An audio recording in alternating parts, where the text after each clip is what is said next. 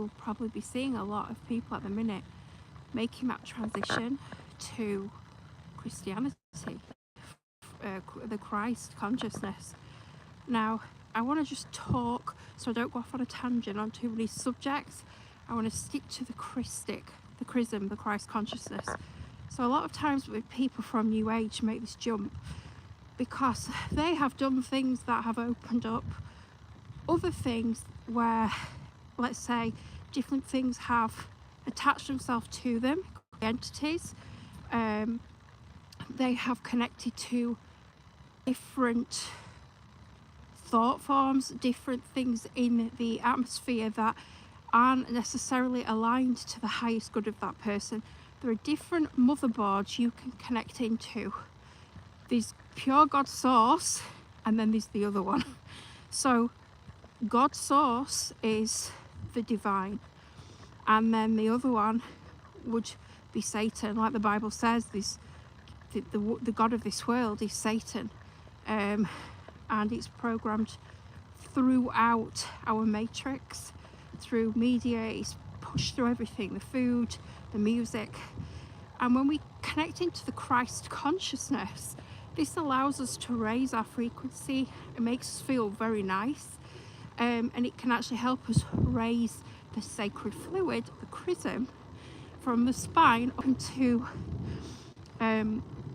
well, basically it goes up the spine and then it goes up into the skull, and it's the pituitary gland and the pineal gland that secrete a fluid, which is a milky one and a golden one, and that is supposed to symbolize a land of milk and honey in the Bible.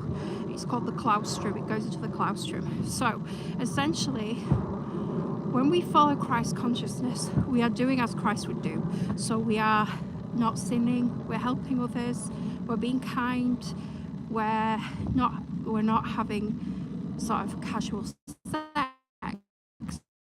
we're not taking drugs, we're not drinking, we're respecting our vessel. So we're having a lifestyle similar to the one Christ would have done.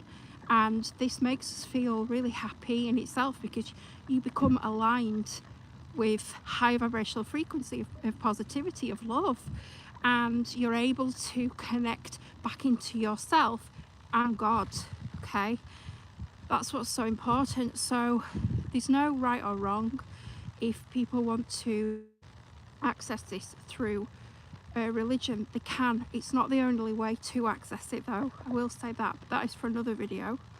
But today, tuning into the Christ consciousness, and that does not mean you have to be a Christian, is so beautiful, because Christ was an example of how to live and how to be happy and how to be whole.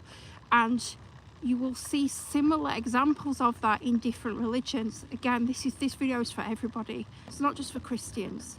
Remember, Christ, before Christianity was formed, the Bible was written 200 years after his death.